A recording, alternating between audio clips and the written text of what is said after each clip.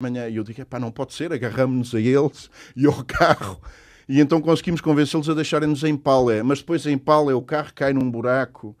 Uma saga sem fim. Finalmente depois deixam-nos num posto da ONU, das Nações Unidas, mas os guardas eram egípcios e ainda tinham mais medo do que nós. E então diziam, nós não estamos autorizados a atravessar a fronteira. Para o outro lado têm que dormir aqui. E então lá apareceu um guarda italiano que nos tratou como seres humanos e ele próprio ainda estava num estado humano, de ser humano, e disse, já percebi, isto foi um sofrimento horrível que vocês passaram. Não interessa se é proibido eu passar, meteu-nos num carro e levou-nos até ao sítio onde dormíamos em Sarajevo, já eram 7h30 da manhã. Mas, entretanto, não tinham nada. O que é que fizeram? Preparámos o nosso regresso, foi o fim do filme. Porque isto foi na segunda viagem. Na segunda viagem? Então, o que é que sobrou dessa segunda viagem? Não, isso foi a filmagem desse dia. Tínhamos ido para Srebrenica. Vá lá, tinham salvaguardado as bobines, as cassetes. Na primeira viagem, o problema mais grave foi também a Srebrenica. Porque aí, pelo menos era o que tinham dito, ainda não tinha ido nenhum jornalista a Srebrenica, nem português, nem dos outros jornalistas ocidentais. E justamente com o Nuno Moura Brás, da Antena 1. Da Antena 1, que é uma pessoa de uma coragem e de uma... Humanidade e de uma força emocional incrível. Eu digo isto porque me cruzei com ele também. Cruzei-me com ele também lá, em Sarajevo. Eu digo, então, mas se ninguém vai, como é que se dá testemunho do que está a passar? E ele disse, tens toda a razão, então vamos. Então fomos no jipe dele. O problema é que nos cercaram em Srebrenica quando perceberam que estávamos a filmar. Foi também com o Luís Correia. O Luís Correia também é uma pessoa muito corajosa.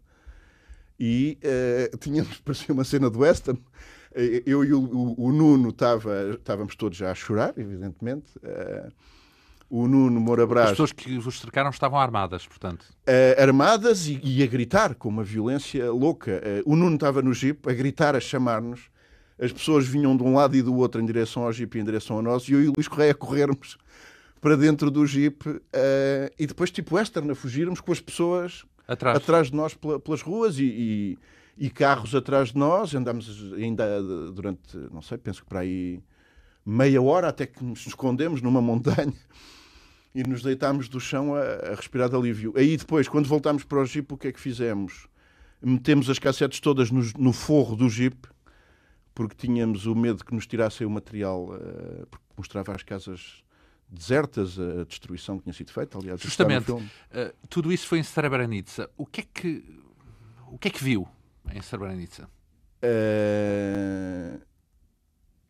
Eu lá o que vi, literalmente, não é uma coisa intelectual, foi o fim da espécie. A possibilidade de o planeta como órgão que produziu os seres humanos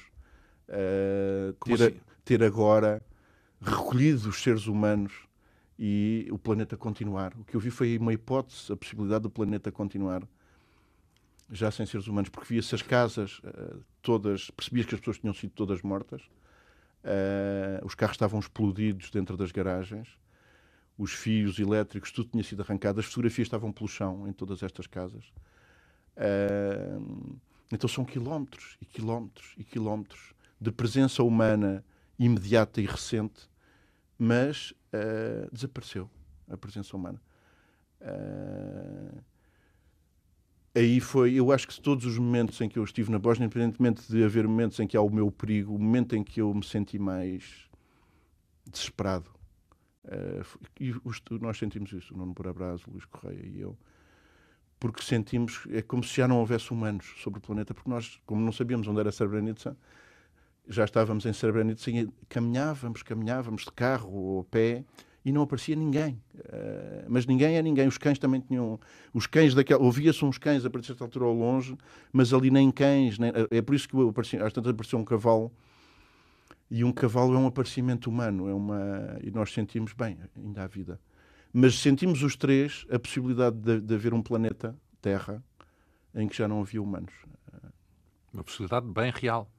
Ali foi vivido, não é intelectual. Ora, isso tudo à margem do filme. Ou melhor, aquilo que aparece no filme é uma minúscula parcela desse... Exato. Porque grande parte não se consegue filmar. Há aqui uma coisa que às vezes, ao falar do filme, este filme não é um filme de ficção, ou seja, não é um filme de produção da BBC, Não é um filme com uma estratégia militar de ocupação de um território. Aliás, não há personagens convencionais, não há atores. Não há atores, não há um narrador contratos apenas. de dinheiro.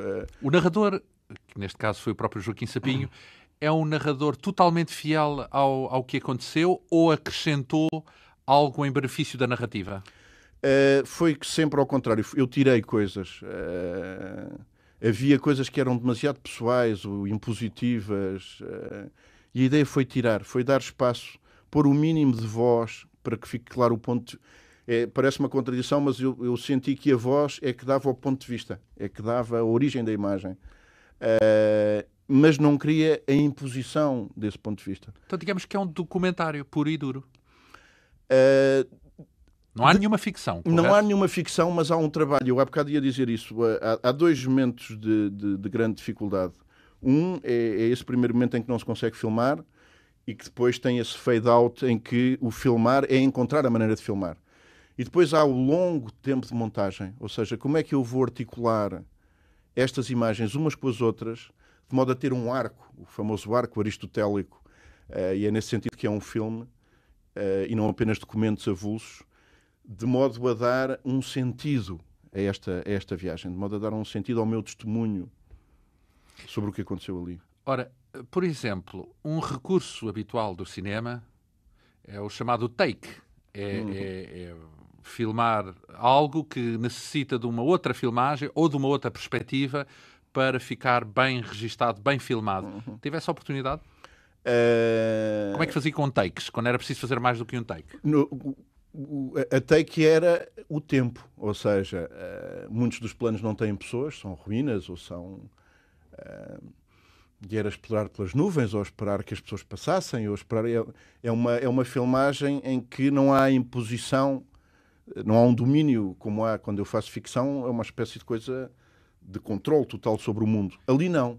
Há uma espécie de atenção, de recuo. Então e quando há pessoas? Quando há pessoas, muitas vezes é porque passaram, outras é porque se combinou.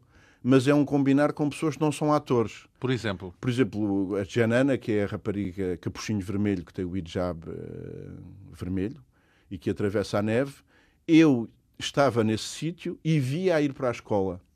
E, portanto, eu perguntei-lhe, nós gostávamos então de filmar a fazer o que tu fizeste hoje. E ela voltou para trás? E então nós fomos outro dia lá e fizemos o que ela fazia, mas não como uma atriz. Nós seguimos o caminho dela, o percurso dela. Não fui eu que lhe disse o percurso dela. Não lhe pediu para repetir movimentos de género? Olha, isto não ficou bem, volta ali para trás e volta a fazer esse... É completamente impossível. Por uma razão é que uma pessoa não consegue dar instruções de poder em situações em que as pessoas estão a sofrer, em que não há uma situação de... Porque uma coisa é nós termos um contrato, nós dois fazemos um contrato e eu posso aceitar fazer o que me disser, não é? Agora ali não há liberdade para as pessoas fazerem um contrato. Não é por uma questão de estética, não se consegue fazer. Depois de vir de lá, demorou quase 10 anos a apresentar aquelas personagens. Porquê é que demorou tanto tempo? Eu tinha 100 horas de material e era o que eu estava a dizer, eu tinha que encontrar os critérios para falar deste filme e tinha que depois conseguir o arco. Porque a emoção que é vivida não resulta das... É como estas descobertas atuais do cérebro, de que, por exemplo, a memória não reside nas células, a memória reside na interação entre as células. E para mim o cinema é muito isso, e o trabalho neste filme foi essencialmente isto. A articulação entre as imagens é que vai dar as emoções, não é as imagens em si. É a passagem de uma para outra, a acumulação, a repetição, a variação. Então, mas esse princípio pode aplicar-se a qualquer filme. Exato, e aplica-se a qualquer filme. Portanto, mas eu aqui só tinha este instrumento, não tinha mais nenhum.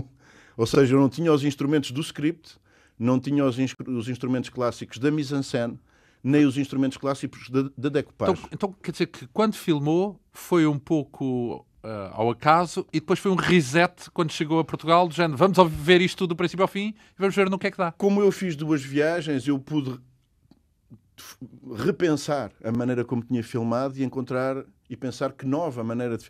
Há uma enorme diferença entre as imagens a sépia, que são as da primeira viagem, e as a cor, que são da segunda. Qual é a diferença? É que as imagens a sépia são em movimento, são em turbulência, são câmara à mão, E depois eu percebi que isto estava mais ligado com a histeria, o grito, o sofrimento exterior,